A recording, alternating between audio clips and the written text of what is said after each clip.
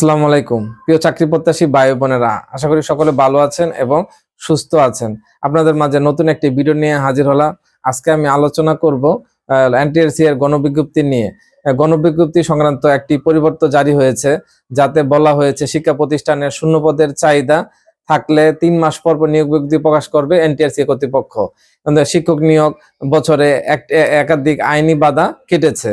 বেসরকারি শিক্ষক নিবন্ধন ও প্রত্যয়ন কর্তৃপক্ষ বেসরকারি শিক্ষক সংকট দূর করতে এক বা একাধিক গণবিজ্ঞপ্তি প্রকাশের পরিকল্পনা হাতে নিয়েছে। আর এই পরিকল্পনা অনুমোদন দিয়েছেন শিক্ষা মন্ত্রণালয়, যাতে শিক্ষক সংকট দূর হয়। বেসরকারি শিক্ষা প্রতিষ্ঠানগুলোতে অনেক শিক্ষকের প্রয়োজন এবং সেই লক্ষ্যে তারা কাজ করছে এবং সেই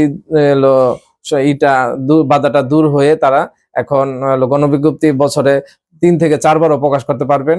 এবং যারা এই শিক্ষক হিসেবে বেসরকারি প্রতিষ্ঠানে নিয়োগপ্রাপ্ত হতে চান তারা অবশ্যই আবেদন করবেন। আর এটা অবশ্যই শিক্ষক নিবন্ধন দাঁড়িয়ে হতে হবে। যারা সনদ পেয়েছেন বা মেধা তালিকা যাতে প্রকাশ হয়েছে তারা এখানে আবেদন করে তাদের এই মেধা তালিকা অনুযায়ী শিক্ষক হিসেবে নিয়োগপ্রাপ্ত হবেন এনটিএসসি এর কর্তৃপক্ষের মাধ্যমে। তা আমি সেই আশা ব্যক্ত করে শেষ করছি এবং আমার চ্যানেলটা অবশ্যই সাবস্ক্রাইব করে পাশে থাকবেন। সবাইকে অসংখ্য ধন্যবাদ।